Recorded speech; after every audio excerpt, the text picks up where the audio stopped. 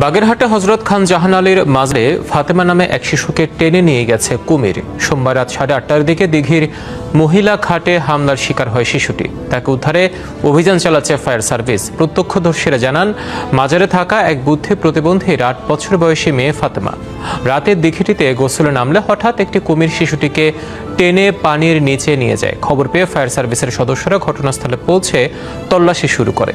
এখনও তল্লাশি চলছে।